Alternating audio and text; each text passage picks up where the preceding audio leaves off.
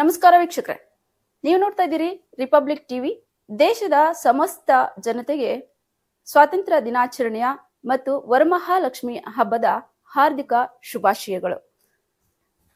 ಇವತ್ತು ನಾವಿರೋದು ಸಂತೋಷ್ ಗುರೂಜಿಯವರ ಆಶ್ರಮದಲ್ಲಿ. ಈ ಆಶ್ರಮದಲ್ಲಿ ಇವತ್ತು ಏನ್ ವಿಶೇಷ ಅಂತಂದ್ರೆ, ವರಮಹಾಲಕ್ಷ್ಮಿ ಹಬ್ಬದ ಪ್ರಯುಕ್ತವಾಗಿ ವರಮಹಾಲಕ್ಷ್ಮಿ ಪೂಜೆಯನ್ನ ಮಹಿಳೆಯರಿಂದ ಮಾಡಿಸ್ತಿದ್ದಾರೆ. ಅದರಲ್ಲೂ ಕೂಡ ಒಂದು ವಿಶೇಷತೆ ಇದೆ. ಮಹಿಳೆಯರೇ ತಾಯಿ ವರಮಹಾಲಕ್ಷ್ಮಿಯ ಪಲ್ಲಕ್ಕಿಯನ್ನ ಒತ್ತು ತರುವಂತಹ ಮತ್ತು ಆ ದೇವಿಯ ಆಸ್ಥಾನದಲ್ಲಿ ಆ ತಾಯಿಯನ್ನ ಪ್ರತಿಷ್ಠಾಪಿಸುವಂತಹ ಒಂದು ವಿಶೇಷ ಕಾರ್ಯಕ್ರಮವನ್ನ ಗುರೂಜಿಯವರು ಹಮ್ಮಿಕೊಂಡಿದ್ದಾರೆ. ವರಮಹಾಲಕ್ಷ್ಮಿ ಹಬ್ಬವನ್ನು ಆಚರಿಸ್ತಕ್ಕಂಥ ಎಲ್ಲ ಸನಾತನಿಯರಿಗೆ ಬಹಳಷ್ಟು ಸಂತುಷ್ಟಳಾಗಿ ನಿಮ್ಮ ಮನೆಗೆ ಆ ವರಮಹಾಲಕ್ಷ್ಮಿ ಬಂದು ಅನುಗ್ರಹ ಮಾಡಲಿ ಅಂತೇಳಿ ಸಂದರ್ಭದಲ್ಲಿ ಹಾರೈಸ್ತಾ ನಿಮಗೆಲ್ಲರಿಗೂ ಈ ಹಬ್ಬ ಸಂತೋಷವನ್ನು ತರಲಿ ಅಂತೇಳಿ ಶುಭ ಹಾರೈಸ್ತೇನೆ.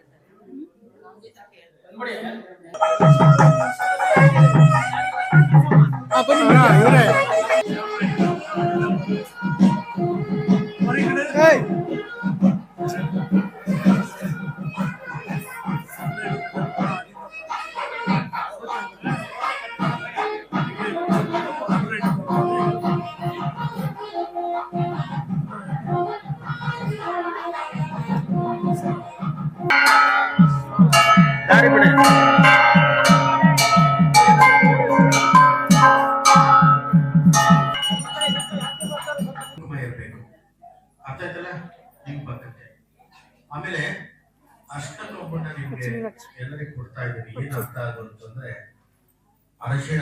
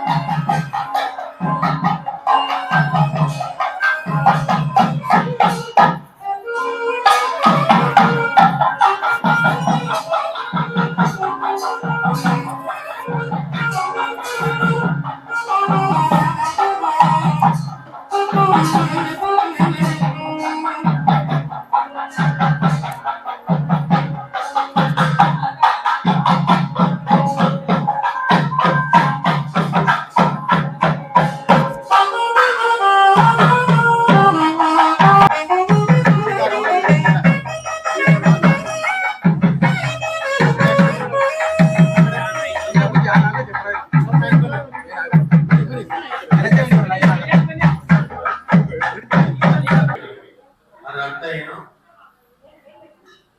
ಹಳದಿ ಬಣ್ಣದಲ್ಲಿ ದುರ್ಗೆ, ಕೆಂಪು ಬಣ್ಣದಲ್ಲಿ ಲಕ್ಷ್ಮಿ, ಕಾವಿ ಬಣ್ಣದಲ್ಲಿ ಸರಸ್ವತಿ.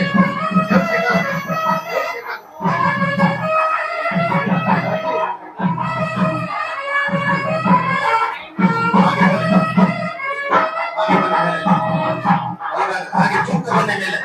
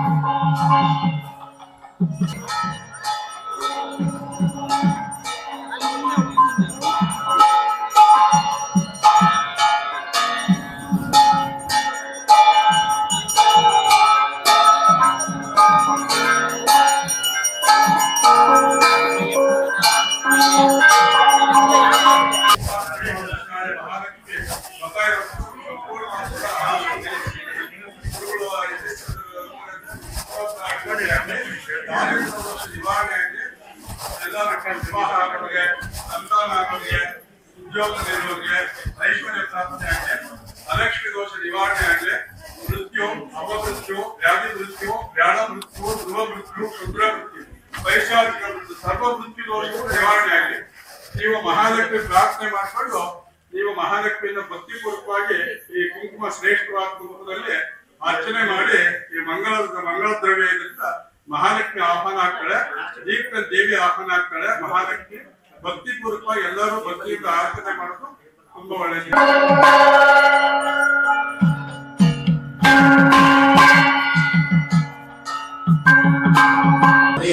ಅಕ್ಷಯವಾಗುತ್ತೆ.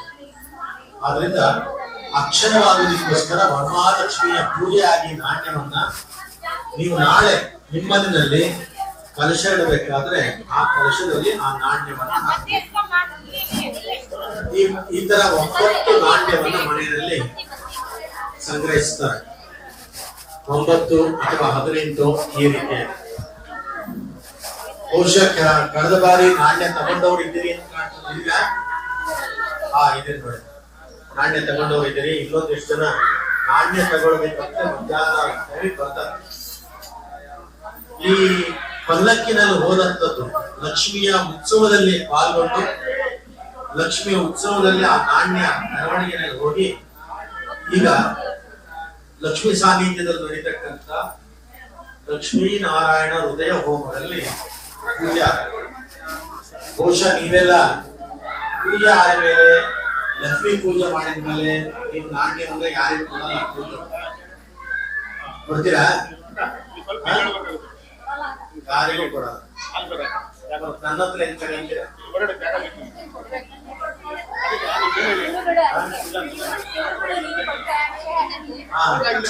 ನೀವೆಲ್ಲ ಒಂದು ನಾಣ್ಯನ ಕೊಡೋದಿಲ್ಲ.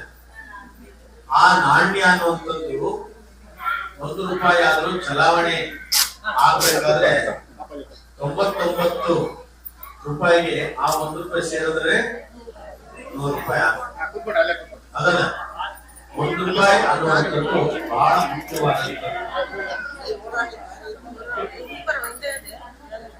ಆದ್ರಿಂದ 1 ರೂಪಾಯಿ ನಾಣ್ಯವನ್ನ ನಮ್ಮ ಪ್ರತಿಯೊಬ್ಬರಿಗೂ ಹಂಚ್ತಾ ಇದ್ದೇವೆ. ಪ್ರತಿಯೊಬ್ಬರಿಗೂ ಮಂತ್ರಾಕ್ಷತೆಯನ್ನ ಕೊಡುವ ಸಂದರ್ಭದಲ್ಲಿ ಕೊಡ್ತೀವಿ. ಕೂತ್ಕೊಳ್ಳಕ್ಕಾಗೋದಿಲ್ಲ, ಏನೇನೋ ಅನ್ಸುತ್ತೆ. ನೋಡಿ ಧೈರ್ಯಲಕ್ಷ್ಮಿ ಎಷ್ಟು ಬೇಕು. ಆದ್ರಿಂದ ಅವಳ ಅನುಗ್ರಹ, ಅವಳೇ ಅಷ್ಟೈಶ್ವರ್ಯ ಅಂದ್ರೆ ಇದೇ ಅಷ್ಟೈಶ್ವರ್ಯ. ನೀವು ಕೇಳ್ತಿರಲ್ಲ ಕುತ್ಕೊಂಡೀಗ ಅಷ್ಟ ಐಶ್ವರ್ಯ ಕೊಡೋದು ಯಾವ್ದಾವ್ದು ಐಶ್ವರ್ಯ? 4 ಐಶ್ವರ್ಯ ಆಯ್ತು ಈಗ ನಿಮ್ಗೆ, ಹೌದಾ? 5ನೇದು ಯಾವ್ದು? ಧಾನ್ಯ ಲಕ್ಷ್ಮಿ.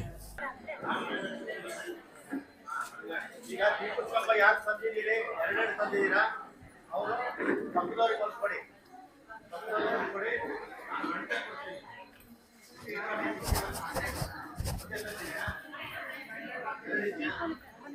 ಮತ್ತೆ ಕೊಡ್ತೀವಿ. ಏನು ತಂದಿಲ್ಲ ನೀವೆಲ್ಲ ಈ ಕಡೆ ಬಂದ್ಬಿಡಿ, ಒಂದು ಸಾಲ ಹೆಣ್ಣು ಕಡೆ ಈ ಕಡೆ ಬಂದ್ಬಿಡಿ. ಈ 25 ವರ್ಷದಲ್ಲಿ ನಾವು ಯಾರನ್ನು ಕಟ್ಕೊಂಡು ಪಲ್ಲಕ್ಕಿ ಉತ್ಸವ ಮಾಡ್ಬೇಕು ಮುಂದೆ ಅನ್ನೋದೇ ಚಿಂತೆ. ಬಾಂಗ್ಲಾದಲ್ಲಿ ಸ್ವಾತಂತ್ರ್ಯ ಬರಬೇಕಾದಾಗ 24 ಕೋಟಿ ಜನ ಇದ್ರಂತೆ, 17 ಕೋಟಿ ಜನ ಇದ್ರಂತೆ. 17 ಕೋಟಿ ಯೋಚನೆ ಮಾಡಿ. ಅವರಿಗೆ ಸ್ವಾತಂತ್ರ್ಯ ಬಂತಾರೆ 71ರಿಗೆ. ಅವಾಗ 19 ಕೋಟಿ ಹಿಂದೂಗಳು, ಅದರಲ್ಲಿ ಇಳಿದ್ಬಿಟ್ಟಿದೆ 5 ಕೋಟಿ, 4 ಕೋಟಿ. ಇವಾಗ ಮೊನ್ನೆ ಮತ್ತೊಂದ್ಸತಿ ಇದು ಮಾಡಿದ್ದಾರೆ, 19 ಕೋಟಿ ಇದ್ದದ್ದು 8 ಕೋಟಿ ಬಂತು ಈ 10 ವರ್ಷದ ಹಿಂದೆ. ಇವಾಗ ಹಸಿನ ಓಡ್ ಬಂದ ಮೇಲೆ ಲೆಕ್ಕ ಹೇಳ್ತಾರೆ ಬರೀ 1.25 ಕೋಟಿ ಅಂತ. ಬರೀ 1.25 ಕೋಟಿ ಬಾಂಗ್ಲಾದಲ್ಲಿ. ಎಲ್ಲೋದ್ರು ಅವರೆಲ್ಲ? ಎಲ್ಲೂ ವಾಪಸ್ ಹೋಗಿಲ್ಲ, ಎಲ್ಲೂ ಹೋಗಿಲ್ಲ. ಇದೊಂದು ಹೆಜ್ಜೆ ನಿಂತ ನೀವೆಲ್ಲರ ಸಜ್ಜನ ಸಾಧು ಈ ಪೂಜೆಯ ವೇಳೆಗೆ, ಇವತ್ತಿನ ಪೂಜೆಯ ವೇಳೆಗೆ ಅವಳು ಬಂದು ನೆಲೆಗೊಂಡ್ರೆ ನಿಮ್ಮ ಊಟದಲ್ಲಿ ಮಜ್ಜಿಗೆಯೊಳಗಿನ ಬೆಣ್ಣೆ ಅಂತೆ. ಈ ಹಬ್ಬದಲ್ಲಿ ನಾನು ಎಷ್ಟೋ ಮಕ್ಕಳಿಗೆ ಮದುವೆ ಆಗ್ಲಿ ಅಂತ ಹೇಳಿ ಕಳೆದ ವರ್ಷ ಶ್ರೀನಿವಾಸ ಕಲ್ಯಾಣ ಮಾಡಿದ್ದೆ. ಬಂದವರು ಇದ್ದೀರಾ ಶ್ರೀನಿವಾಸ ಕಲ್ಯಾಣದಲ್ಲಿ? ಲಾಸ್ಟ್ ಇಯರ್ ಕೈ ಎತ್ತಿ ನೋಡಂಗ ಎಷ್ಟು ಜನ ಇದೆ? ಈ ವರ್ಷ ಶ್ರೀನಿವಾಸ ಕಲ್ಯಾಣಕ್ಕಿಂತ ಹೊಸದಾಗಿ ಈ ವರ್ಷ ಪಲ್ಲಕ್ಕಿ ಉತ್ಸವ ಮಾಡಿದ್ವಿ. ಅಷ್ಟು ಚಂದ, ಅಷ್ಟು ರೂಪ, ಅಂತ ರೂಪವನ್ನೇ ಜಗತ್ತಲ್ಲಿ ನೋಡ್ಲೇ ಇಲ್ಲ ಯಾರು ಸಹ. ಎಲ್ಲಾ ದೇವತೆಗಳು ರಾಕ್ಷಸರು ಒಂದ್ಸರ್ತಿ ನೋಡು ಬೆರಗೋಗ್ಬಿಟ್ರಂತೆ. ಅದನ್ನು ಸ್ವೀಕಾರ ಮಾಡೋರು ಯಾರಿದ್ದಾರೆ? ಯಾರು ಕಾಣ್ತಾ ಇಲ್ಲ. ಯಾಕೆ? ಸ್ವೀಕಾರ ಮಾಡೋನೆ ಆಮೆ ಹಾಕಿ ಕುತ್ಕೊಳ್ಳಿ ಅಂತ, ಆಮೆಯಾಗಿ ಕೆಳಗಡೆ ಇದ್ದಾರೆ. ಅವಾಗ ದೇವತೆಗಳು ಮತ್ತೊಮ್ಮೆ ಅವ್ರನ್ನ ಸ್ಮರಿಸಿದಾಗ ಅವನು ವೈದ್ಯನಾರಾಯಣ ಸ್ವಾಮಿಯಾಗಿ ಅಮೃತವನ್ನ ಕೈನಲ್ಲಿ ಹಿಡ್ಕೊಂಡು ಧನ್ವಂತರಿ ಹೆಸರಲ್ಲಿ ಮೇಲ್ ಬರ್ತಾರೆ. ಆಗ ಆ ಲಕ್ಷ್ಮಿಯನ್ನ ವರ್ಷಿದ್ಯಾರೋ ವೈದ್ಯ ನಾರಾಯಣ ಸ್ವಾಮಿ. ಆ ಸಂದರ್ಭದಲ್ಲಿ ಪ್ರಪಂಚದಲ್ಲಿ ಎಷ್ಟು ಔಷಧಗಳು ಹೊರಬಿತ್ತೋ ಅಷ್ಟು ಔಷಧಗಳು ಗೊತ್ತಿದ್ದಿದ್ದು ಯಾರಿಗೆ? ವೈದ್ಯನಾರಾಯಣ. ಎಷ್ಟು ರೋಗಗಳು ಬರ್ತವೋ ಅಷ್ಟೋ ರೋಗಗಳನ್ನ ಗುಣಪಡಿಸೋನೆ. ಅವಾಗ ಈ ದೇವತೆಗಳು ಹೇಳ್ತಾರೆ, ಇವರಿಗಿಂತ ಮಿಗಿಲಾದ ವೈದ್ಯರು ಜಗತ್ತಿಗೆ ಯಾರಿಲ್ಲ. ಅವರೋಗವನ್ನ ನಿವಾರಣೆ ಮಾಡೋನು ಅವನೇ ವೈದ್ಯೋ. ಜೋರಾಗಿ ಇನ್ನೂ ಜೋರಾಗಿ ತಾಯಿ ಒಳಗೆ ಕೊಡ್ಬೋದು. ವೈದ್ಯೋ ನಾರಾಯಣ. ಅವರೋಗದಲ್ಲಿ ಬರ್ತಕ್ಕಂಥ ನಾನಾ ನ್ಯೂನ್ಯತೆಗಳಿಗೆ ಒಬ್ಬನೇ ವೈದ್ಯ. ಆ ವೈದ್ಯನೇ ನಾರಾಯಣ ಸ್ವಾಮಿ. ಅವನ ಸನ್ನಿಧಾನ ನಿಮ್ಮ ತಲೆ ಮೇಲೆ ಇದೆ, ಹೌದಾ? ಅವನ ಕೆಳಗಡೆ ಕೂತ್ಕೊಂಡು ನೀವು ಇವತ್ತು ಪೂಜೆ ಮಾಡಿದ್ದೀರಿ. ಯೋಚನೆ ಮಾಡಿ, ನಿಮ್ಮ ಮನೆಯಲ್ಲಿ ನೀವುಗಳು ಪೂಜೆ ಮಾಡಿದ್ರೆ ಒಂದು ಅಂಶದಲ್ಲಿ 0.1 ಅಂಶದ ರೂಪಾಯಿ ಆಗತ್ತೆ. ಸಾಮೂಹಿಕವಾಗಿ ಕರೆದಾಗ ಅವಳಷ್ಟು ಬರ್ತದೆ. ಎಷ್ಟು ಆತ್ಮಗಳಿಗೆ ಸೇರಿ ದೀಪವನ್ನು ಹಚ್ಚಿ ನೀವು ಕರೆದ ಬಹುಜನಂ ಕೈ ಮುಗಿದ ತೀರ್ಥದವಳು ಕ್ಷೇತ್ರದವಳು ಮೈ ಮ್ಯಾಲೇನಂದು ಸಂಶಯ ವಿಶೇಷಣ ವಿಶಿಷ್ಟಾಯ ಅಸ್ಯ ಶುಭದಿನೋ ಮಮ ಉಪಾತ್ತ ಸಮಸ್ತ ದುರಿತ ಕ್ಷಯದ್ವಾರ ಶ್ರೀ ಪರಮೇಶ್ವರ. ಬಹುಶಃ ಯಾವ ಕ್ಷೇತ್ರದಲ್ಲೂ ನಡೆಯದೇ ಇರುವಂತ ಒಂದು ವಿಭಿನ್ನವಾದಂಥದ್ದು ನಡೆದಿದ್ದು ಇವತ್ತು ಆಶ್ರಮದಲ್ಲಿ, ಹೌದಲ್ಲ? ನಾನಂತೂ ನೋಡಿಲ್ಲ ಹೆಂಗಸುಗಳು ಪಲ್ಲಕ್ಕಿ ಹೊತ್ತಿದ್ದಾರೆ.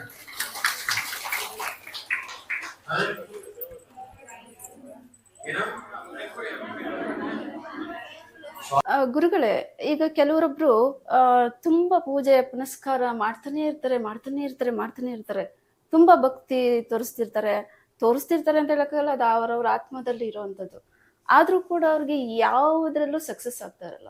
ತುಂಬಾ ಕಷ್ಟಗಳನ್ನೇ ಅನುಭವಿಸ್ತಿರ್ತಾರೆ. ಈಗ ಒಂದು ಎಕ್ಸಾಂಪಲ್ ಗೆ ಈ ಲಕ್ಷ್ಮೀ ಪೂಜೆನ ತುಂಬಾ ವಿಜೃಂಭಣೆಯಿಂದ ಮಾಡ್ತಾರೆ, ಬಟ್ ಅವ್ರಲ್ಲಿ ಯಾವ ಸಕ್ಸಸ್ ಇರಲ್ಲ. ಅದು ಮುಗಿದ್ಮೇಲೆ ಮತ್ತದೇ ಜೀವನ ಅವ್ರದ್ದು, ಮತ್ತದೇ ಕಷ್ಟಗಳು, ಅದೇ ಬೇಸರಗಳು, ಅದೇ ಕಿತ್ತಾಟಗಳು, ಏನೋ ಆತರ ವಿಚಿತ್ರವಾಗಿ ಮನೆ ವಾತಾವರಣ ಇರುತ್ತೆ.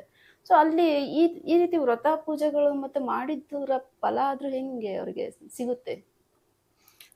ವಿಜೃಂಭಣೆ ಮಾಡಿದ್ದಾರೆ ಅಂತೇಳಿ ದೇವರು ಒಲ್ದು ಬರೋದೇ ಇಲ್ಲ. ಅಲ್ಲ, ಪ್ರತಿನಿತ್ಯ ಪೂಜೆ ಮಾಡ್ತಿರ್ತಾರೆ. ಪ್ರತಿನಿತ್ಯ ಮಾಡಿದ್ರೂ ಒಂದಿಷ್ಟು ಕರ್ಮಗಳು ಅಂತ ಇರುತ್ತೆ. ಆತ್ಮನಿಗೆ ಈ ಜನ್ಮದಲ್ಲಿ ಅವರು ಏನಾದರೂ ಸಂಪತ್ತನ್ನು, ನೆಮ್ಮದಿಯನ್ನು, ಸಂತೋಷವನ್ನು ಪಡಿಬೇಕು ಅಂತಂದರೆ ಅವರಿಗೆ ಇಹಜನ್ಮನಿ ಅಂತ ನಾವು ಏನು ಕರಿತೀವಲ್ಲ, ಈ ಜನ್ಮದ್ದು, ಪೂರ್ವಜನ್ಮದ್ದು ಮತ್ತು ಅವರ ಜನ್ಮದಲ್ಲಿದ್ದಂಥ ಸಂಸ್ಕಾರದ್ದು ಅಷ್ಟು ಬರುತ್ತೆ. ಈ 5 ಬೆರಳು ಕೊಟ್ಟಿದ್ದಾನೆ ಕೈನಲ್ಲಿ. ಈ 5 ಬೆರಳಲ್ಲಿ ಈ 2 ಬೆರಳು ಬಿಟ್ಟರೆ ಈ 3 ಬೆರಳು ದೊಡ್ಡದು, ಗೊತ್ತಾನೆ? ಈ ಎಷ್ಟು ಚೆನ್ನಾಗಿ ಉತ್ತರವನ್ನು ಆ ಭಗವಂತ ಕೊಟ್ಟಿದ್ದಾನೆ ಅಂದರೆ, ಇದು ಭಗವಂತ, ಇವು 4 ಚಿಕ್ಕ ಚಿಕ್ಕ ಬೆರಳಿದೆಯಲ್ಲ, ಇದು ನಿಮ್ಮ ಧರ್ಮಕರ್ಮಗಳು, ನಿಮ್ಮ ಕುಲದೇವರು, ನಿಮ್ಮ ಊರದ ಗ್ರಾಮದೇವರು, ಇದನ್ನೆಲ್ಲ ಹೆಂಗೆ ನೋಡ್ಕೊಂಡಿದ್ದೀರಾ, ಹೆಂಗಿದೆ. ಇನ್ನು ನಿಮ್ಮ ತಾಯಿ, ನಿಮ್ಮ ತಂದೆ, ನಿಮ್ಮ ಗುರುಗಳು, ಇವರನ್ನು ಎಷ್ಟು ಚೆನ್ನಾಗಿ ನೋಡ್ಕೊಂಡಿದ್ದೀರಿ. ಇವು ಇಷ್ಟು ಚೆನ್ನಾಗಿ ನೋಡಿದ್ದೀರಿ ಅಂದರೆ ಆಮೇಲೆ ಕೂತ್ಕೊಳ್ಳೋದು ಹೆಬ್ಬೆರಳು, ಮುಷ್ಟಿ ಮೇಲೆ ಹೆಬ್ಬೆರಳು ಕೂತ್ಕೊಳ್ಳೋದು ಪರಮಾತ್ಮ, ಅವಾಗ ಸಮಷ್ಟಿ. ಇಷ್ಟು ಗೆದ್ರಿ ಅಂತ ಅರ್ಥ. ಮುಷ್ಟಿ ಆದ್ರೇ ಬಲ. ಇದರೊಳಗಡೆ ನೀವು ಎಷ್ಟು ಜನರನ್ನು ಎಷ್ಟು ಚೆನ್ನಾಗಿ ನೋಡ್ಕೊಂಡಿದ್ದೀರಿ ಅಂತ ನಿಮ್ಮ ಪ್ರಶ್ನೆನ ನೀವು ಹಾಕ್ಕೋಬೇಕು. ಇದನ್ನೇನು ಮಾಡ್ದಲೆ ಆ ಪೂಜೆ ಮಾಡಿದೆ, ಈ ಪೂಜೆ ಮಾಡಿದೆ, ಅಷ್ಟು ವಿಜೃಂಭಣೆ ಮಾಡಿದೆ, ಮತ್ತೊಂದು ಮಾಡಿದೆ, ಇವೆಲ್ಲ ಲೆಕ್ಕಕ್ಕೆ ಬರೋದಿಲ್ಲ. ಈಗ ಈ ಲಕ್ಷ್ಮೀ ವ್ರತ ಮಾಡೋದಕ್ಕೆ ಕೆಲವರು ಉಪವಾಸ ವ್ರತಗಳನ್ನ ಮಾಡ್ತಾರೆ. ಅದು ಅವಶ್ಯಕತೆ ಇದೆಯಾ ಅಥವಾ ಇಲ್ವಾ? ಬೆಳಗ್ಗೆಯಿಂದ ಉಪವಾಸ ಇರ್ತಾರೆ. ಮತ್ತೆ ಕೆಲವರೆಲ್ಲ ನಾಳೆ ಪೂಜೆ ಇದೆ ಅಂದಾಗ ಇವತ್ತಿಂದನೇ ಉಪವಾಸ ಮಾಡ್ತಿರ್ತಾರೆ. ಉಪವಾಸ ಅಂದರೆ ಅರ್ಥ ಏನಂತಲೇ ಗೊತ್ತಿಲ್ಲದಲೇ ಹೊಟ್ಟೆ ಖಾಲಿ ಮಾಡ್ಕೊಂಡಿದ್ದಕ್ಕೆ ಉಪವಾಸ ಅಂತ ಹೇಳಲ್ಲ. ದೇವರ ಹೆಸರಿನಲ್ಲಿ ನೀವು ವಾಸ ಮಾಡೋದು. ಉಪವಾಸ ಅಂದರೆ ದೇವರ ಜೊತೆನಲ್ಲಿ ವಾಸ ಮಾಡೋದು ಅಂತ ಅರ್ಥ. ದೇವರ ಜೊತೆನಲ್ಲಿ ವಾಸ ಮಾಡೋದು, ಭಗವಂತನ ಜೊತೆನಲ್ಲಿ ವಾಸ ಮಾಡೋದು ಅಂತ. ಅಗ್ನಿಯನ್ನು, ತನ್ನ ಜಾಠರಾಗ್ನಿಯನ್ನು ಉದ್ದೀಪನಗೊಳಿಸ್ಕೊಂಡು ಒಳಗಡನೆ ಅಗ್ನಿಯನ್ನು ಇಟ್ಟುಕೊಂಡು ಭಗವಂತನ ಸ್ಮರಣೆಯಲ್ಲಿ ಕಳಿಸೋದು ಅದೊಂದು ತಲದಿ ಯಜ್ಞ ಅಂತ ಹೇಳ್ತಾರೆ. ಆ ಭಕ್ತಿನಲ್ಲಿ ಮಾಡೋದು ಅದು ಬೇರೆ. ಹಿಂದಿನ ಕಾಲದಲ್ಲಿ ತಪಸ್ಸನ್ನು ಮಾಡ್ತಿದ್ರಲ್ಲ, ಊಟ ನಿದ್ರೆ ಎಲ್ಲವನ್ನು ಬಿಟ್ಟು ಮಾಡ್ತಾ ಇದ್ರು. ದೇವರೊಂದೇ ಏಕಾಗ್ರತೆ.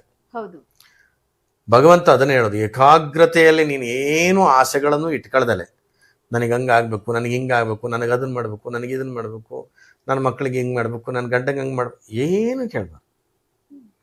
ಸುಮ್ಮನೆ ಕೆಲಸ ಮಾಡಬೇಕು. ಏನು ಕೊಡಬೇಕು ಏನು ಬಿಡಬೇಕು ಅವನಿಗೆ ಗೊತ್ತಿಲ್ವಾ?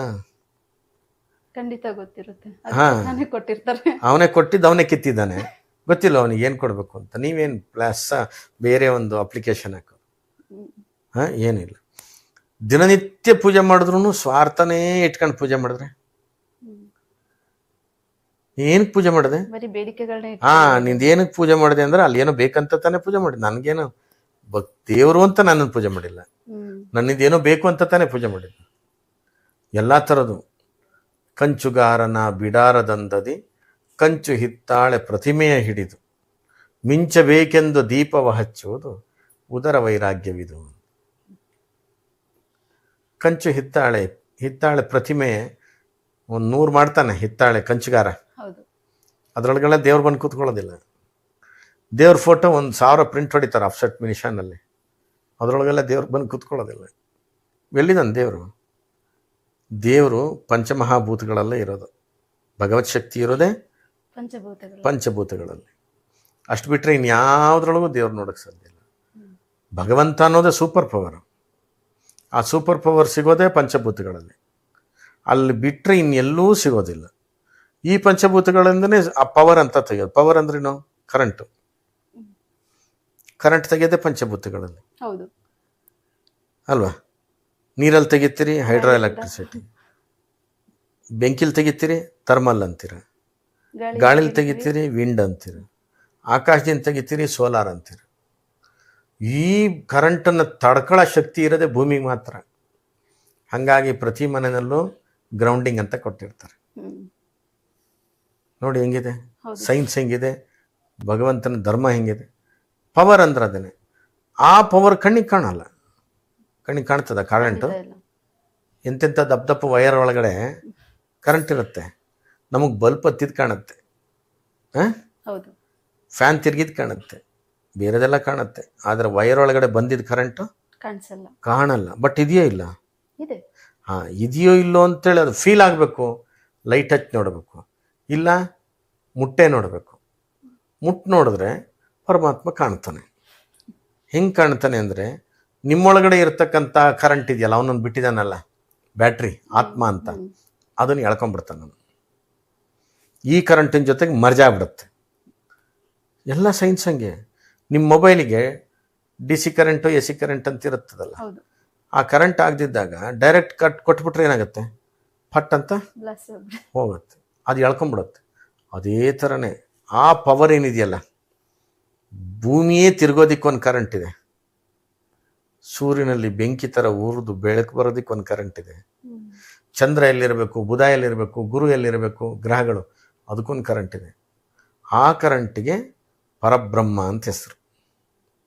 ಅವನಿಗೆ ಪರದಲ್ಲಿ ಇರ್ತಕ್ಕಂಥ ಆತ್ಮ, ಪರಮಾತ್ಮ ಅಂತ ಹೆಸರು. ಪರಂ ಆತ್ಮ, ಪರಮಾತ್ಮ ಅಂತ. ನಮ್ಮೊಳಗಡೆ ಇರೋದು ಜೀವಾತ್ಮ, ಅವನಿಂದಲೇ ಬಂದಿರೋದು. ಅಯ್ಯೋ ಎಷ್ಟಿದೆ ಸ್ವಾಮಿ ದೇವರು, ಎಷ್ಟು ಪವರ್ ಇದೆ ಅಂತ ನೀವು ಕೇಳ್ತೀರ. ಒಂದು ಮನೆಗೆ ಗೃಹ ಪ್ರವೇಶ ಮಾಡ್ತೀರಾ ಅಂತಂದ್ರೆ ಸೀರಿಯಲ್ ಸೆಟ್ ಹಾಕ್ತೀರಾ, ಎಷ್ಟು ದೀಪ ಹಾಕ್ತೀರಾ? ಲೆಕ್ಕಕ್ಕಿಲ್ದಷ್ಟು ಆಗ್ತಾರೆ. ಅವ್ರಿಗೆ ತುಂಬಾ ಚೆನ್ನಾಗಿ ಕಾಣಿಸ್ಬೇಕು ಅಂತ ಬೆಳಕು ಜಾಸ್ತಿ. ಒಂದು 10,000 ಬಲ್ಪ್ ಉರಿತವೆ. ಹೌದು, ಉರಿತವೆ. ಹೌದು. 10,000 ಕಲ್ಲರ್ ಇರ್ತದೆ. 10,000 ಕಲ್ಲರು, 10,000 ಬೆಳಕು, 10,000 ಬಣ್ಣ.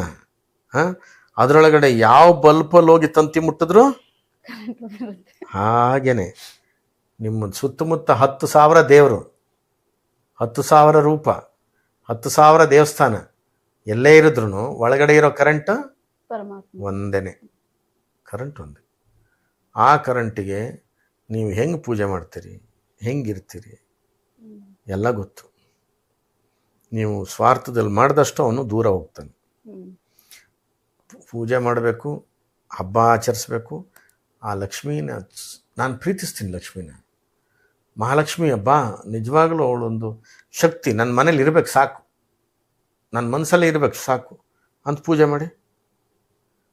ಮುಂದಿನ ವರ್ಷದೊಳಗಡೆ ಒಂದಿಷ್ಟು ಕರ್ಮ ಏನು ಕೆಟ್ಟದಿತ್ತು ಅವೆಲ್ಲ ಹೊರಟೋಗ್ಬಿಟ್ಟದ. ಯಾಕಂದ್ರೆ ಅವಳು ಬಂದ್ಬಿಡ್ತಾಳೆ ಪ್ರೀತಿಸಿದಾಗ. ನೀವು ಟಾರ್ಗೆಟ್ ಇಟ್ಕೊಂಡೆ ಪೂಜೆ ಮಾಡಿದ್ರೆ ಅವಳು ಬರೋದೇ ಇಲ್ಲ. ಸರಿ ಗುರುಗಳೇ, ಈಗ ಲಕ್ಷ್ಮೀ ವ್ರತ, ಈಗ ವರಮಹಾಲಕ್ಷ್ಮಿ ವ್ರತ ಅನ್ನೋದಿದೆ. ಸೊ ಅದನ್ನ ಪ್ರತಿ ವರ್ಷ ಒಂದ್ಸಲ ಮಾಡ್ತಾರೆ. ಸುಮಾರು ವ್ರತಗಳು, ಲಕ್ಷ್ಮೀ ವ್ರತಗಳು ಇದಾವೆ. ಸೊ ಅಂಥ ವ್ರತಗಳಲ್ಲಿ ಯಾವುದಾದ್ರೂ ತುಂಬ ವಿಶೇಷವಾದ ವ್ರತಗಳು ಆ ಥರದ್ದು ಮಾಡ್ಬೋದು, ಇಂಥದ್ದು ಮಾಡಿದ್ರೆ ಹಿಂಗೆ ಹೆಣ್ಮಕ್ಳಿಗೆ ವಿಶೇಷವಾಗಿರುತ್ತೆ ಅನ್ನೋದು ಯಾವುದು? ನೋಡಿ ಅಮ್ಮ, ಪ್ರತಿ ಶುಕ್ರವಾರನೂ ಲಕ್ಷ್ಮೀ ವ್ರತ ಮಾಡ್ಬೋದು. ಅದು ಇದು ಅಂತ ಏನಿಲ್ಲ. ಆಷಾಢದಲ್ಲಿ ಮಾಡಬಾರ್ದಾ? ಆಷಾಢದಲ್ಲಿ ಆಷಾಢ ಶುಕ್ರವಾರ ಅಂತ ಆಯ್ತು. ಆಷಾಢ ಶುಕ್ರವಾರ, ಆಡಿ ಶ್ರಾವಣದಲ್ಲಿ ಶ್ರಾವಣ ಶುಕ್ರವಾರ ಅಂತ ಆಯ್ತು. ಸ್ವಲ್ಪ ವಿಸ್ತೃತವಾಗಿ ಏನ್ ಬೇಡ, ಚೂರಿ ಹೇಳಿ. ಏನು ಅದು ಆಡಿ ಶುಕ್ರವಾರಗಳು ಮಾಡ್ತಾರಲ್ಲ, ಆಷಾಢ ಅಲ್ಲಲ್ಲ, ಆಷಾಢ ಶುಕ್ರವಾರದಲ್ಲೂ ಅಷ್ಟೇನೆ. ಆಷಾಢದಲ್ಲಿ ಶುಕ್ರವಾರ ಮಾಡೋದು ವೈಭವ ಲಕ್ಷ್ಮಿ ವ್ರತ ಅಂತ ಮಾಡ್ತಾರೆ, ಅದು ಬೇರೆ. ಅದು ಆಷಾಢ ಮಾಸದಲ್ಲಿ ಈಗ ಆಷಾಢದಲ್ಲಿ ಮಾಡ್ತಾರಾಯ್ತು. ಯಾವ ತಿಂಗಳಲ್ಲೂ ಮಾಡ್ಬೋದು ವೈಭವ ಲಕ್ಷ್ಮಿ. ಹೌದಾ? ಹಾ, ವೈಭವ ಲಕ್ಷ್ಮಿನೂ ಮಾಡ್ತಾರೆ. ಆಷಾಢ ಶುಕ್ರವಾರ ಅಂತ ಮಾಡ್ತಾರೆ. ಈಗ ಶ್ರಾವಣ ಶುಕ್ರವಾರ ಅಂತ ಮಾಡ್ತಾರೆ. ಇನ್ನೊಂದು ಸ್ವಲ್ಪ ದಿವಸದಲ್ಲಿ ಭಾದ್ರಪದದಲ್ಲಿ ಸಮೇತ ಶುಕ್ರವಾರ ಆಚರಣೆ ಮಾಡ್ತಾರೆ. ಆಮೇಲೆ ಆಶ್ವೀಜದಲ್ಲಿ ದುರ್ಗೆ ರೂಪದಲ್ಲಿ ಪೂಜೆ ಮಾಡ್ತಾರೆ. ಇನ್ನು ಅಸ್ಸಾಮು, ಒರಿಸ್ಸಾದಲ್ಲೆಲ್ಲ ನವದುರ್ಗದಲ್ಲಿ ಲಕ್ಷ್ಮಿನೇ ಪೂಜೆ ಮಾಡ್ತಾರೆ. ಇನ್ನು ದೀಪಾವಳಿನೆಲ್ಲ ಅಮಾವಾಸ್ಯೆಗೆ ಲಕ್ಷ್ಮೀ ಪೂಜೆ ಮಾಡೇ ಮಾಡ್ತಾರೆ. ಲಕ್ಷ್ಮೀ ಪೂಜೆಗೆ ಇಂತಿಂಥ ದಿನನೇ ಅಲ್ಲ, ಅವಳಿಂದಲೇ ಬದುಕು ನಡೆಯೋದ್ರಿಂದ ಯಾವಾಗ ಬೇಕಾದ್ರೂ ಪೂಜೆ ಮಾಡ್ಬೋದು. ಈವನ್ ಧನುರ್ಮಾಸದಲ್ಲಿ ಸಮೇತ ಲಕ್ಷ್ಮೀ ಪೂಜೆ ಮಾಡಬೇಕು ಅಂತಾರೆ. ಹಾ, ಅವಳಿಗೆ ನಿಗದಿ ಇಲ್ಲ. ಆದರೆ ವರಮಹಾಲಕ್ಷ್ಮಿ ಅನ್ನುವಂಥದ್ದು ಶ್ರಾವಣ ಮಾಸದಲ್ಲಿ ಬರ್ತಕ್ಕಂತಹ ಹುಣ್ಣಿಮೆಯ ಮೊದಲನೆಯ ಶುಕ್ರವಾರ. ಹುಣ್ಣಿಮೆಗಿಂತ ಮುಂಚೆ ಯಾವ ಶುಕ್ರವಾರ ಬರ್ತದೆಯೋ ಆ ಶುಕ್ರವಾರವನ್ನ ವರಮಹಾಲಕ್ಷ್ಮಿ ಶುಕ್ರವಾರ. ಈ ವರಗಳನ್ನೇ ಕೊಡೋದಕ್ಕೋಸ್ಕರ ಮನೆಗೆ ಬರ್ತಾಳೆ ಅನ್ನುವಂಥ ನಂಬಿಕೆನಲ್ಲಿ ಪೂಜೆ ಮಾಡು. ಸಾಕಾ? ಅಂದ್ರೆ ಈ ವೈಭವ ಲಕ್ಷ್ಮಿ ವ್ರತ ಅಂತ ಏನಿದೆಯಲ್ಲ, ಅದರದ್ದು ಏನಾದ್ರು ಇಂತಿಷ್ಟೇ ನಿಯಮಗಳಿದಾವೆ ಅಂತ ಏನಾದ್ರು ಇದೆಯಾ? ಈ ವೈಭವ ಲಕ್ಷ್ಮಿ ಒಬ್ಬೊಬ್ರು ಒಂದೊಂದು ರೀತಿ ಮಾಡ್ತಿದ್ದಾರೆ. ಅದ್ರ ಬಗ್ಗೆ ತುಂಬಾ ಜನರಿಗೆ ಕನ್ಫ್ಯೂಸ್ ಇದೆ. ಅಂದ್ರೆ ಅವ್ರಿಗೆ ಯಾವ್ದು ಗೊಂದಲ ತುಂಬಾ ಇದೆ. ಹಿಂಗೆ ಮಾಡ್ಬೇಕು, ಹೀಗೆ ಮಾಡ್ಬೇಕು, ಹೀಗೆ ಇರ್ಬೇಕು ಅನ್ನೋದೇನು ಗೊತ್ತಿಲ್ಲ ತುಂಬಾ ಜನರಿಗೆ. ಅವ್ರು ಯಾರ ಹತ್ರನೋ ಕೇಳ್ತಾರೆ, ಅದನ್ನ ಕೇಳ್ಕೊಂಡು ಅವ್ರು ಇನ್ನೇನೋ ಶುರು ಮಾಡ್ತಾರೆ. ಅಲ್ಲೆಲ್ಲಾದ್ರೂ ಲೋಪದೋಷಗಳಾಗಬಹುದು. ಅದು ಹೇಗೆ? ನೀವು ಪ್ರಾರಂಭದಲ್ಲಿ ಹೇಳಿದ್ದೆಲ್ಲವೂ ಸರಿ, ಕಡೆಗೆ ಲೋಪದೋಷಗಳಾಗ್ಬೋದು ಅನ್ನೋದಿದೆಯಲ್ಲ, ಅದು ತಪ್ಪು. ಅಲ್ಲ, ಕೆಲವ್ರು ಯಾಕೆ ಅಂತಂದ್ರೆ ಅದನ್ನು ಕೆಲವರು ಹುಟ್ಟಾಕೋದು, ದೇವ್ರನ್ನ ಹುಟ್ಟಾಕೋರು ಇದಾರೆ ಒಂದಿಷ್ಟು ಜನ. ಅವ್ರು ದೇವರಾಣಿಗೂ ದೇವ್ರ ನಂಬಿರೋಲ್ಲ. ಈ ದೇವ್ರ ಬಗ್ಗೆ ತುಂಬ ಮಾತಾಡ್ತಾರಲ್ಲ, ಹಾಗೆ ಮಾಡಿ ಪೂಜೆ, ಹೀಗೆ ಮಾಡಿ ಪೂಜೆ ಅಂತ ಇವರೆಲ್ಲ ಮಾಡಿ, ಅವರೇ ದೇವ್ರ ನಂಬಿರೋಲ್ಲ. ಅವರೇ ದೇವ್ರ ಹೆಸರಲ್ಲಿ ಬೆಳೆದಿದ್ದು ಮಾಡ್ತಾರೆ ಹೆಚ್ಚಿನವರು. ಕೆಲವರು ಮಾತ್ರ ಪ್ರಾಮಾಣಿಕವಾಗಿರ್ತಾರೆ. ಹಾಗಂಥೇಳಿ ಯಾವ ಪೂಜೆಯಿಂದ್ರೂ ಲೋಪದೋಷ ಬರಲ್ಲ. ನಾನು ಹೇಳೋದು, ನಂಗೆ ನೀವು ಪ್ರೂವ್ ಮಾಡಬೇಕು ಯಾವ ಪೂಜೆ ಬರುತ್ತೆ. ಪಾಪ ನೀವೀಗ ವೈಭವ ಲಕ್ಷ್ಮಿ ಮಾಡಬೇಕು ಅಂತ ಇಚ್ಛೆ ನಿಮಗೆ, ಏನೋ ಅವಲಕ್ಕಿ ಪಂಚಕಜ್ಜಾಯ ಮಾಡಿದ್ರಪ್ಪ. ಯಾರೋ ಬಂದರು ಅವಲಕ್ಕಿ ಪಂಚಕಜ್ಜಾಯ ಮಾಡ್ತಾರೆ, ಕೇಸರಿ ಬಾತ್ ಮಾಡಬೇಕಾಗಿತ್ತು, ಪರಮಾನ ಮಾಡಬೇಕಾಗಿತ್ತು, ನೀವು ತಪ್ಪು ಮಾಡಿಬಿಟ್ರಿ. ನೀವು ಪರಮಾನ ಅಲ್ಲ, ಡ್ರೈ ಫ್ರೂಟ್ಸಿಂದ ಖೀರ್ ಮಾಡಿದ್ರು ಅವಳು ಬಂದು ಕುಡಿತಾಳ? ಯಾವ್ದನ್ನು ಕುಡಿಯಲ್ಲ. ಹಾಂ, ಏನು ಮಾಡಿದ್ರು ತಗೊಳ್ಳಲ್ಲ. ಏನೇ ಮಾಡಿಟ್ರು ಅದನ್ನೆಲ್ಲ ನಾವೇ ತಗೊಳ್ಳೋ ಅಂತ ಈಶ್ವರನಿಗೆ ಮೊಲನ ಬೇಟೆ ಆಡ್ಕೊಂಡ್ಬಂದು ಮಾಂಸನ ತಂದು ಇಟ್ಟಿದ್ದ ಬೇಡ್ರ ಕಣ್ಣಪ್ಪ. ಹೌದು. ಏನು ಮಾಡ್ದೆ? ಅವನೇನು ಬೇಯಿಸ್ಕೊಂಡು ಬಿರಿಯಾನಿ ಮಾಡಿದ್ನ? ಏನಿಲ್ಲ. ಅವನು ತಂದಿಟ್ಟಂಥ ಶ್ರದ್ಧೆ ಶಿವನಿಗೆ ಸಿಕ್ತಷ್ಟೇ, ಪ್ರಾಣಿ ಅಲ್ಲ. ಪೂಜೆಯಿಂದ ಇರೋ ಶ್ರದ್ಧೆ ಮಾತ್ರ. ಯಾವುದೇ ಲೋಪದೋಷ ಆಗಲ್ಲ. ಪ್ರೀತಿನಲ್ಲಿ ಮಾಡಿದ್ದು ಸಂಪೂರ್ಣವಾಗಿ ದೇವರಿಗೆ ಮುಟ್ಟುತ್ತೆ. ನಾನು ಇವತ್ತು ಅದನ್ನೇ ತೋರಿಸಿದ್ದು. ಯಾರೇನು ತಂದಿಲ್ಲಲ್ಲ. ಹೌದು, ಏನು ತಂದಿಲ್ಲ. ಹಾಂ, ತಟ್ಟೆ ನಾನೇ ಕೊಟ್ಟಿದ್ದೀನಿ, ಅರ್ಶಿನ ಕೊಂಬು ನಾನೇ ಕೊಟ್ಟಿದ್ದೀನಿ, ಪೂಜೆ ಸಾಮಗ್ರಿ ನಾನೇ ಕೊಟ್ಟಿದ್ದೀನಿ, ಮಂತ್ರ ನಾನೇ ಹೇಳ್ಕೊಟ್ಟಿದ್ದೀನಿ, ಪೂಜೆ ನಾನೇ ಹೇಳ್ಕೊಟ್ಟಿದ್ದೀನಿ. ಹೌದು, ಎಲ್ಲವನ್ನು ನೀವೇ ಹೇಳ್ಕೊಟ್ಟಿದ್ದೀರಿ. ಸೊ ಇದ್ರಲ್ಲೂ ಒಂದು ಪ್ರಶ್ನೆ ಬರುತ್ತೆ. ಹಾಗಂತೇಳಿ ನಾನು ಪೂಜೆ ಮಾಡಿಲ್ಲ, ನಾನು ಅವ್ರ ಕೈನಲ್ಲಿ ಮಾಡಿಸಿದ್ದು. ಹೌದಾ? ಇದು ಪೂರ್ಣ ಫಲ ಕೊಡುತ್ತಾ? ಸಂಪೂರ್ಣವಾಗಿ ಕೊಡುತ್ತೆ, ಸಂಪೂರ್ಣ ಫಲ. ಬರೀ ಪೂರ್ಣ ಅಲ್ಲ. ಯಾಕೆಂತಂದರೆ ಗುರುಗಳು ಹೇಳ್ತಾ ಇದ್ದಾರೆ, ಆ ಲಕ್ಷ್ಮಿಯನ್ನು ಹೀಗೇ ಪ್ರೀತಿಸಬೇಕು ಅನ್ನೋದಷ್ಟೇ ಶ್ರದ್ಧಾ ಭಕ್ತಿನಲ್ಲಿ ಮಾಡಿದ್ದಾರೆ ಅವರು ಜನ.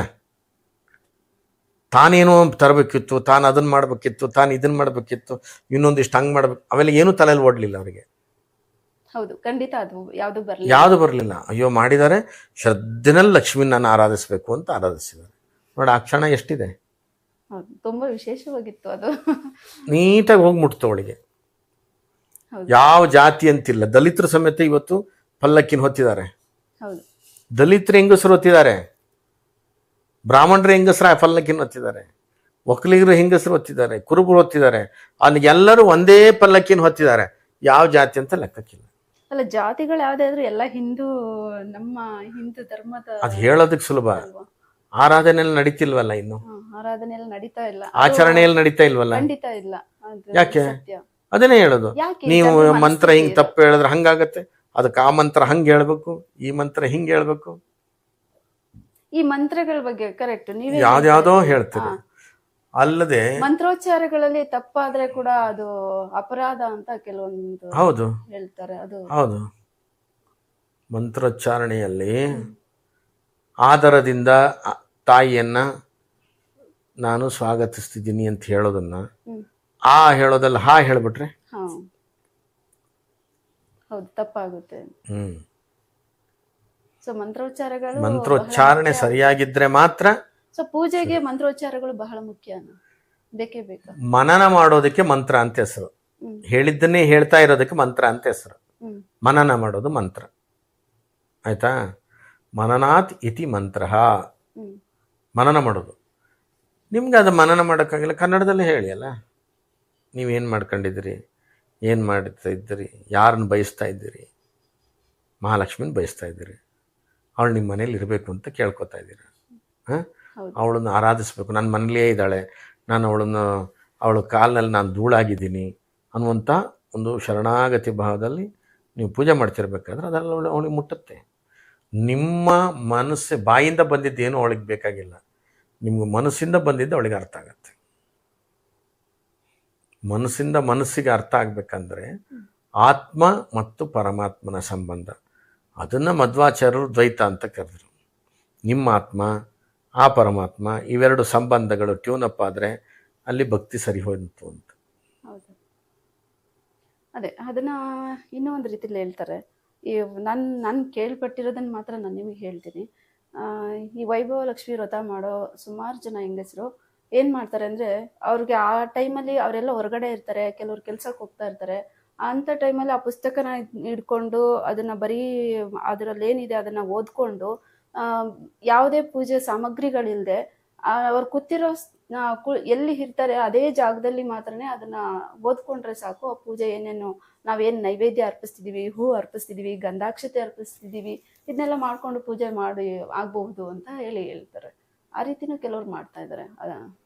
ನೋಡಿ ಅಮ್ಮ, ನೀವು ಕೂತಲ್ಲೇ ದೇವಿನ ನೆನೆಸ್ಕೊತಾ ಇದ್ದರೆ, ಭಾಳ ಭಕ್ತಿನಲ್ಲಿ ಪ್ರೀತಿನಲ್ಲಿ ಅವಳನ್ನೇ ನೆನೆಸ್ಕೊತಿದ್ರೆ ಸಾಕಾಗತ್ತೆ. ನೀವು ಕೊಡೋದು ಮಾಡೋದು ಏನು ಬೇಕಾಗಿಲ್ಲ. ಆದರೆ ಕೆಲವರು ಅನುಕೂಲ ಶಾಸ್ತ್ರಕ್ಕೆ ಹಿಂಗೆ ಮಾಡ್ತಾರೆ, ನೀವು ಹೇಳ್ದಂಗೆ ಅದನ್ನೆಲ್ಲ ತಂದಿಡೋದು ಯಾರು, ಅದನ್ನೆಲ್ಲ ಮಾಡೋದು ಯಾರು, ನೈವೇದ್ಯ ಮಾಡೋದು ಯಾರು, ಅಲಂಕಾರ ಮಾಡೋದು ಯಾರು, ಪೂಜೆ ಮಾಡೋದು ಯಾರು ಅಂತೇಳಿ.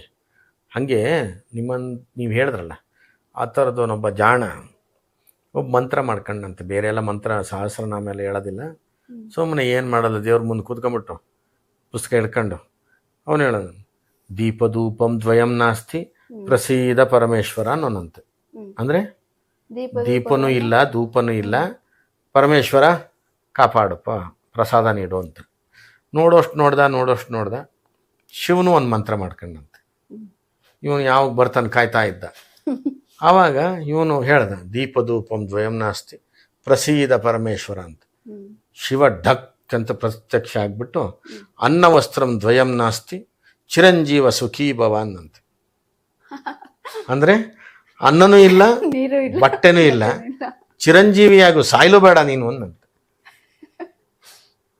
ಅನ್ನೂ ಇಲ್ಲ, ಬಟ್ಟೆಯೂ ಇಲ್ಲ, ನೆಮ್ಮದಿ ಇಲ್ಲ ಅಂತಂದ್ಮೇಲೆ ಚಿರಂಜೀವಿಯಾಗಿದ್ದೇನು? ನೀವೆಷ್ಟು ಬುದ್ಧಿವಂತರಾಗ್ತಿರೋ ನಿಮ್ಮನ್ನು ಹುಟ್ಟಿಸಿದವನಿಗೆ ಗೊತ್ತಿಲ್ವಾ ಎಷ್ಟು ಬುದ್ಧಿವಂತಿಕೆ? ಸೃಷ್ಟಿಕರ್ತನಿಗೂ ಅದು ಇರುತ್ತೆ ಅಂತ. ಅಯ್ಯೋ, ನಾಲ್ಗಿನಲ್ಲಿ ನಡೆಯೋಗಿ ಮಾಡಿದ್ದು, ನುಡಿಯೋಗಿ ಮಾಡಿದ್ದು ಅವನೇ ತಾನೆ. ಖಂಡಿತ. ಹಾಗಾಗಿ ನೀವು ಮನಸಾರೆ ಎಷ್ಟು ಪ್ರೀತಿಸ್ತೀರಿ, ಎಷ್ಟು ಭಕ್ತಿಯಿಂದಿರ್ತೀರಿ. ನನಗಿವತ್ತು ತೃಪ್ತಿ ಹೆಂಗಿದೆ, ನಾನು ಪೂಜೆಯನ್ನು ಅಂಥದ್ದು ಮಾಡಲಿಲ್ಲ. ನಾನು ಜನರಿಗೆ ಪೂಜೆ ಮಾಡಿಸ್ದೆ, ಮಂತ್ರ ಹೇಳ್ಕೊಟ್ಟೆ, ಅವ್ರನ್ನೆಲ್ಲ ಸೇರಿಸಿದೆ, ಲಕ್ಷ್ಮಿಯನ್ನು ಉತ್ಸವ ಮಾಡಿಸಿದೆ. ಅದೇನಾಯಿತು, ಪರೋಕ್ಷವಾಗಿ ಅಷ್ಟು ಜನರದ್ದು ಪೂಜೆ ಮಾಡಿದ್ದು ಫಲ ಯಾರಿಗೆ ಬರುತ್ತೆ? ಹಾಂ, ಅಷ್ಟೊತ್ತು ಕಳೆದಿದ್ದೀನಲ್ಲ ಲಕ್ಷ್ಮಿ ಜೊತೆಗೆ, ಅದು ತಪಸ್ಸಾಗಿ ಬರುತ್ತೆ. ಬೆಳಗಿನ ಸಾಯಂಕಾಲ ಸುಮ್ಮನೆ ಗಂಟೆ ಅಲ್ಲಾಡಿಸಿ ತಿನ್ನಿಸಿ ಗೊಂಬೆಗೆ ಏನೂ ಪ್ರಯೋಜನ ಇಲ್ಲ. ಜ್ಞಾನ ನೀವು ಸಂಪಾದನೆ ಮಾಡಬೇಕು, ಅಧ್ಯಯನ ಮಾಡಬೇಕು, ಅದರ ಅರ್ಥ ಗೊತ್ತಿರಬೇಕು. ನನ್ನ ಭಕ್ತರುಗಳಿಗೆಲ್ಲರಿಗೂ ಪ್ರತಿಯೊಂದ್ರದ್ದು ಅರ್ಥ ಹೇಳ್ತಾ ಹೋಗ್ತೀನಿ ನಾನು, ಯಾತ್ಯಾತಕ್ಕೆ ಅಂತ. ನಮ್ಮ ಆಶ್ರಮದ ಭಕ್ತರಿಗೆ ಪ್ರತಿ ಅಮಾವಾಸ್ಯೆ ಹುಣ್ಣಿಮೆಯಲ್ಲಿ ಪ್ರತಿಯೊಂದನ್ನು ಯಾಕೆ ಮಾಡ್ತಿದ್ದೀರಿ, ಏನಕ್ಕೆ, ಒಂದು ಅರ್ಶಿನ ಕೊಂಬೆ ಯಾತಕ್ಕೆ, ಕಂಕಣ ಯಾತಕ್ಕೆ, ಕುಂಕುಮ ಅಂದರೆ ಏನು, ಅದನ್ನ ಹೆಂಗೆ ಮಾಡಿದ್ದಾರೆ, ಅಷ್ಟು ಅದು ಅರ್ಥ ಗೊತ್ತಾಗ್ತಾ ಹೋದಾಗೆ ಜನರು ಪ್ರಬಲರಾಗ್ತಾ ಹೋಗ್ತಾರೆ, ಪ್ರಬುದ್ಧರಾಗ್ತಾ ಹೋಗ್ತಾರೆ. ಅದಾಗಬೇಕಿದೆ. ಹಾಂ, ಆವಾಗ ಧರ್ಮ ಬಲಿಷ್ಠ ಆಗುತ್ತೆ. ಏನು ಅವರು ಹಾರ್ತಾರೆ ಅಂತ ಇವ್ರು ಹಾರೋದು, ಇವ್ರು ಹಾರ್ತಾರೆ ಅಂತ ಮತ್ತೊಬ್ಬರು ಪಕ್ಕದ ಮನೇಲಿ ಮಾಡ್ತಾರೆ ಅಂತ ಆ ಹೊಟ್ಟೆ ಕಿಚ್ಚಿಗೆ ಇವ್ರು ಮಾಡಿದ್ರೆ ಏನು ಪ್ರಯೋಜನ ಇಲ್ಲ. ನೀವು ಹೇಳಿ, ವೈಭವ ಲಕ್ಷ್ಮಿ ಬೇರೆ ಮಾಡ್ತಾರೆ, ಸೌಭಾಗ್ಯ ಲಕ್ಷ್ಮಿ ಬೇರೆ ಮಾಡ್ತಾರೆ, ಮಂಗಳಗೌರಿ ಬೇರೆ ಮಾಡ್ತಾರೆ, ಈ ವರಮಹಾಲಕ್ಷ್ಮಿ ಬೇರೆ ಮಾಡ್ತಾರೆ, ದೀಪಾವಳಿ ಲಕ್ಷ್ಮಿ ಬೇರೆ ಮಾಡ್ತಾರೆ. ಎಲ್ಲದಕ್ಕೂ ಬೇರೆ ಬೇರೆ ಥರನೇ ಮಾಡ್ಬೇಕಂತನ ಅಂತ. ಅಂದರೆ ನಿಮ್ಮನ್ನು ಯಾವಾಗಲೂ ಲಕ್ಷ್ಮಿಯ ಪೂಜೆ ಮಾಡಿಸ್ತಾನೆ ಇರಬೇಕು ಅನ್ನೋದಕ್ಕೆ ಧರ್ಮಗ್ರಂಥರು ಹಂಗೆ ಬರೆದ್ರು. ಒಂದೇ ಲಕ್ಷ್ಮಿ ಮಾಡಿದ್ರೆ ಬಿಡು ಮಾಡಿದ್ದೀನಿ ಬಿಡು ಅಂತ ಬಿಟ್ಟಾಗ್ತೀರ. ಅದಕ್ಕೆ ಬೇರೆ ಬೇರೆ ಹೆಸರನ್ನು ಕೊಡ್ತಾ ಹೋದ್ರು, ಬೇರೆ ಬೇರೆ ರೂಪದಲ್ಲಿ ಮಾಡ್ತಾ ಹೋದ್ರು. ಈಗ ನಿಮ್ಮ ಹತ್ರ ಎರಡೇ ಸೀರೆ ಇದ್ದರೆ ನೀವು ಹೆಂಗೆ? ಇಲ್ಲ, ನೀವೇನು ಮಾಡ್ತೀರಿ, ಕಾಂಜೀವರಂ ಸೀರೆ ಬೇಕು, ಧರ್ಮವರಂ ಸೀರೆ ಬೇಕು, ಮೈಸೂರು ಸಿಲ್ಕ್ ಸೀರೆ ಬೇಕು, ಇನ್ನೊಂದು ಸಿಲ್ಕ್ ಸೀರೆ ಬೇಕು, ಆ ಥರದ್ದು ಬೇಕು, ಈ ಥರದ್ದು ಬೇಕು. ಹೌದು. ಸುಮಾರು ತಗೊಂತೀರಾ. ಸುಮಾರು ತಗೊಂಡ್ಬಿಟ್ಟು ಒಂದೊಂದು ಸೀರೆನ ಒಂದೊಂದು ಥರ ಉಡ್ತೀರಾ ಇಲ್ಲ? ಖಂಡಿತ ಉಡ್ತೀವಿ. ಜರ್ತಾರಿ ಸೀರೆನೇ ಒಂಥರ ಉಡ್ತೀರ, ಕಾಟನ್ ಸೀರೆನೇ ಒಂಥರ ಉಡ್ತೀರ, ಹೌದಲ್ಲ? ಮಾಮೂಲಿ ಸೀರೆನೇ ಒಂಥರ ಉಡ್ತೀರ, ಬಟ್ ಸೀರೆನೇ ಅದೇ ಥರ ವೈಭವ ಲಕ್ಷ್ಮಿನೇ ಒಂಥರ ಮಾಡ್ಬೇಕು. ಅಂದ್ರೆ ನಾನ್ ಕೇಳಿದ್ದು ಒಂದೊಂದು ಪದ್ಧತಿ. ವೈಭವ ಲಕ್ಷ್ಮಿ ವ್ರತದಲ್ಲಿ ಸುಮಾರು ಜನ ಅದನ್ನ ಸ್ಟಾರ್ಟ್ ಮಾಡ್ತಾ ಇರ್ತಾರೆ. ಸೊ ಅವ್ರ ಅನುಕೂಲಕ್ಕೆ ತಕ್ಕಾಗೆ ಈ ರೀತಿ ಮಾಡ್ಕೊಂಡಿದಾರಲ್ಲ, ಅವ್ರೆಲ್ಲೋ ಕುತ್ಕೊಂಡಾಗ ಬಸ್ಸಲ್ಲಿ ಕುತ್ಕೊಂಡು ಹೋಗೋ ಅಲ್ಲೆಲ್ಲೋ ಅದೇ ಆ ಟೈಮ್ಗೆ ಅದ್ ಮಾಡಿ ಮುಗಿಸ್ಬಿಡ್ಬೇಕು ಅಂದ್ರೆ ಅದು ಸಾಧ್ಯನಾ? ಅದರಿಂದ ಉಪಯೋಗ ಇದೆಯಾ? ಏನು ಖಂಡಿತವೂ ಅದು ವ್ರತ ಅನ್ಸ್ಕೊಳುತ್ತಾ? ಯಾವುದು? ಅದೇ ಅವ್ರೆಲ್ಲೋ ಇರ್ತಾರೆ ಹೊರಗಡೆ, ಅವ್ರ ಮನೇಲಿ ಇರಲ್ಲ. ಸೊ ನೀವೆಲ್ಲಿರ್ತೀರೋ ಅಲ್ಲೇ ಆ ಪುಸ್ತಕನ ಓದಿದ್ರೆ ಸಾಕು, ಆ ಪೂಜೆ ಮಾಡಿದ ಫಲ ಸಿಗುತ್ತೆ, ಆ ವ್ರತ ಸಂಪೂರ್ಣ ಆಗುತ್ತೆ ಅಂತ. ಈ ವ್ರತ ಸಂಪೂರ್ಣ ಹೆಂಗಾಗುತ್ತೆ ಅಂತ ನನ್ನದೊಂದು ಪ್ರಶ್ನೆ ಇದು. ನಾನು ಅದನ್ನೇ ಹೇಳಿದ್ದು. ಈಗ ಕಾಂಜೀವರಂ ಸೀರೆನೇ ಉಟ್ರೆ ಒಂಥರನು, ಆ ಸೀರೆನಲ್ಲಿ ಕಟ್ ಮಾಡಿ ಚೂಡಿದಾರ ಮಾಡ್ಕೊಂಡು ಪಟ್ಕಂತ ಚೂಡಿದಾರ ಹಾಕೊಳ್ಳೋದಕ್ಕೂ ಸೀರೆನೇ ಮಡಚಿ ನೆರಿಗೆ ಇಟ್ಟು ಉಡೋದಕ್ಕೂ ವ್ಯತ್ಯಾಸ ಇದೆಯಲ್ಲ? ಖಂಡಿತ ಇದೆ. ಇಲ್ವಾ? ಹಾಗೇನೆ ಅದೇ ಥರ ರೆಡಿಮೇಡ್ ಬಿಸಿಬೇಳೆ ಬಾತ್ ಮಾಡ್ಕೊಂಡು ತಿನ್ನೋದಕ್ಕೂ, ಮನೆಗೆ ತರಕಾರಿ ತರಿಸಿ ಬೇಳೆ ಬೇಯಿಸಿ ಬಿಸಿಬೇಳೆ ಮಾಡಿ ತಿನ್ಕೊಳ್ಳೋದಕ್ಕೂ ವ್ಯತ್ಯಾಸ ಇದೆಯಲ್ಲ? ಖಂಡಿತ ಇದೆ ಗುರುಗಳೇ. ಖಂಡಿತ ಅಷ್ಟೇ ವ್ಯತ್ಯಾಸ ಇದನ್ನು. ಸೊ ಅದ ಪ್ರತಿಫಲಗಳ ಬಗ್ಗೆ ನಾನು ಕೇಳ್ತಿದ್ದೀನಿ. ಹೌದು, ಅದರಲ್ಲಿ ಕರ್ಮನೇ ಇಲ್ಲ, ಬರೀ ಪಠಣ. ಆ ಪಠಣದಲ್ಲಿ ಎಷ್ಟು ಶ್ರದ್ಧೆ ಇದೆಯೋ ಗೊತ್ತಿಲ್ಲ. ಅಲ್ಲಿ ಏಕಾಗ್ರತೆ ಬರಕ್ ಸಾಧ್ಯನಾ? ಬರಲಿಲ್ಲ, ಬಂದರೆ ಬರ್ಬೋದು. ಎಲ್ಲೋ ಕೂತು ಲಕ್ಷ್ಮೀನ ಜಪ ಮಾಡಿದ್ರೆ ಸಾಕು ಅಂತ ಅವಾಗಲೇ ಹೇಳಿದ್ನಲ್ಲ. ಆದರೆ ಶಿಷ್ಟಾಚಾರ, ಸಂಪ್ರದಾಯ, ಮತ್ತೊಂದು ಎಲ್ಲವನ್ನೂ ಗಾಳಿಗೆ ತೂರ್ಬಿಟ್ಟು ಸುಮ್ಮನೆ ಮಂತ್ರ ಹೇಳಿ ಲಕ್ಷ್ಮಿ ಒಲಿತಾಳೆ ಅಂತ ಸ್ವಾರ್ಥ ಇಟ್ಕೊಂಡಾಗ ಏನು ಬರಲ್ಲ. ಸೊ ಅಂದ್ರೆ ಇದನ್ನ ನೀವು ಅನುಕೂಲಕ್ಕೆ ತಕ್ಕಾಗೆ ಮಾಡ್ಕೊಳ್ಳೋ, ಅನುಕೂಲಕ್ಕೆ ತಕ್ಕನಾಗ ಆದ್ರೆ ಸ್ವಾರ್ಥ ಆಯ್ತು. ನಿಮ್ಮ ಅನುಕೂಲಕ್ಕೆ ತಕ್ಕನಂಗೆ ಮಾಡ್ಕೊಂಡ್ರೆ ಸ್ವಾರ್ಥ ತಾನೇ ಅದು. ಖಂಡಿತ ಅವಾಗ ಸ್ವಾರ್ಥಕ್ಕೆ ಬರೋದಿಲ್ಲ. ಕೂತಲ್ಲೇ ನೀವು ಲಕ್ಷ್ಮೀನ ಆರಾಧನೆ ಮಾಡ್ತಿದ್ರೆ ಅವಳು ಒಲ್ದು ಬರ್ತಾಳೆ. ಎಲ್ಲೋದ್ರೂ ನೀವು ಅವಳನ್ನೇ ಆರಾಧಿಸ್ತಿದ್ರೆ ಬರ್ತಾಳೆ. ಹಾಗೆ. ಸರಿ ಗುರುಗಳೇ, ತುಂಬಾ ಖುಷಿ ಆಯ್ತು. ತುಂಬಾ ವಿಚಾರಗಳನ್ನ ತಿಳಿಸ್ಕೊಟ್ಟಿದ್ದೀರಿ. ತುಂಬಾ ಧನ್ಯವಾದಗಳು ಗುರುಗಳೇ. ಕೃಷ್ಣ. ಗಣೇಶ ಎಲ್ಲರ ಮನೆಗೂ, ಎಲ್ಲರ ಮನೆ ಬಾಗಿಲಿನ ಬೀದಿಯಲ್ಲೂ ಸಹ ಆಚರಿಸ್ಕೊಳ್ಬಹುದಾದಂಥ ಹಬ್ಬ. ಗಣೇಶನ ಹಬ್ಬವನ್ನು ಬಾಲಗಂಗಾಧರನಾಥ ತಿಲಕ್ ಅವರು ರಾಷ್ಟ್ರೀಯ ಹಬ್ಬವನ್ನಾಗಿ ಆಚರಿಸಿದ್ರು. ಯಾಕೆಂತಂದರೆ ಇಡೀ ಸಮಸ್ತ ಭಾರತೀಯರನ್ನು ಸಂಘಟನೆ ಮಾಡಲಿಕ್ಕೆ ಈ ಗಣೇಶನ ಹಬ್ಬ ಬಹಳಷ್ಟು ಬಲಕಾರಿ ಮತ್ತು ಸಫಲಕಾರಿ ಅಂತೇಳಿ. ಹಾಗಾಗಿ ಧರ್ಮಾತೀತವಾಗಿ, ಜಾತ್ಯತೀತವಾಗಿ ಆಚರಿಸಬಹುದಾದಂಥ ಒಂದು ಹಬ್ಬ ಈ ಗಣಪತಿ ಹಬ್ಬ. ಸ್ವಾತಂತ್ರ್ಯಕ್ಕಿಂತ ಮುಂಚೆ ಬ್ರಿಟಿಷರನ್ನ ಓಡಿಸ್ಲಿಕ್ಕೆ ಈ ಹಬ್ಬ ಮುಸ್ಲಿಮರೇತರನ್ನಾಗಿ, ಕ್ರಿಶ್ಚಿಯನ್ನೇತರನಾಗಿ, ಹಿಂದೂಯೇತರನಾಗಿ ಸಂಪೂರ್ಣವಾಗಿ ಸಂಘಟನೆಗೊಳ್ಳಲಿಕ್ಕೆ ಬಹಳಷ್ಟು ಕೆಲಸ ಮಾಡಿತು. ಹಾಗಾಗಿ ಬ್ರಿಟಿಷರು ಓಡೋದ್ರು. ಈಗಲೂ ಸಹ ಚೈನಾದವರಿಗೋ, ಪಾಕಿಸ್ತಾನದವರಿಗೋ, ಅಮೇರಿಕದವರಿಗೋ ನಾವು ಎದುರಿಸಿ ನಿಲ್ಲಿಸಬೇಕಾದ್ರೆ ಮತ್ತೊಮ್ಮೆ ಜಾತ್ಯತೀತವಾಗಿ, ಧರ್ಮಾತೀತವಾಗಿ ಭಾರತೀಯರ ದೇವರು ಗಣೇಶ, ಗಣಪತಿ ಅಂಥೇಳಿ ಈ ಗಣಪತಿ ಹಬ್ಬವನ್ನು ಸಮಸ್ತ ಎಲ್ಲರೂ ಸಹ ಸೇರಿ ಸಮಸ್ತ 140 ಕೋಟಿ ಜನ ಆಚರಿಸಿದ್ರೆ ಪ್ರಪಂಚವೇ ಹೆದರ್ಬಿಡುತ್ತೆ. ಹಾಗಾಗಿ ಗಣಪತಿಯನ್ನೇ ನಾವು ಎಲ್ಲರೂ ನಿರ್ದಿಷ್ಟವಾಗಿ ಸಂತೋಷದಾಗಿ ಆಚರಿಸ್ತಕ್ಕಂಥ ಹಬ್ಬ ನಿಮ್ಮದಾಗಲಿ ಅಂಥೇಳಿ ರಿಪಬ್ಲಿಕ್ ಕನ್ನಡದ ವತಿಯಿಂದ ನಿಮ್ಮನ್ನೆಲ್ಲರನ್ನೂ ಸಹ ಶುಭ ಹಾರೈಸ್ತೇನೆ.